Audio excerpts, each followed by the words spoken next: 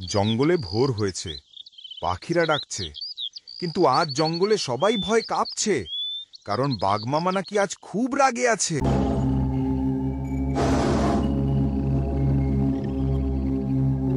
ঠিক সেই সময় হাজির হলো শিয়াল পণ্ডিত।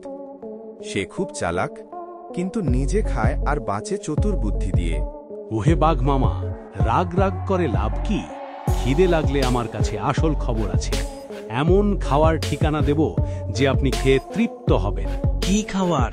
কোথায়? বলো বলো। একটা গ্রামে মোটা মোটা হাঁস মুরগি আছে, তবে শর্ত, তার আগে আমাকে গুরু মানতে হবে। ঠিক আছে, আজ থেকে তুমি আমার পণ্ডিত গুরু। শিয়াল পণ্ডিত বাঘকে নিয়ে নদীর ধারে এলো। দেখো মামা, আগে নদীতে নিজের গায়ের প্রতিচ্ছবি অর্থাৎ ছায়া দেখো। যাকে দেখছো সেই তোমার শত্রু, আগে ভয় দেখাও। ধাড়ি কে রে? না মামা, শিক্ষা দিলাম, রাগ করে ও না ভেবে কাজ করলে বুদ্ধিমানও বোকা হয়ে যায়। বাঘ নিজের ভুল বুঝতে পারে, শিয়ালও প্রতিশ্রুতি দেয়, এবার আর কাউকে ঠকাবে না।